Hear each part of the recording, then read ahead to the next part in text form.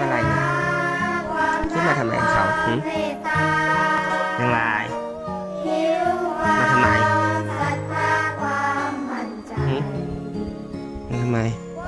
ใจดีขอป่ะมึงน้องแงงตรงนี้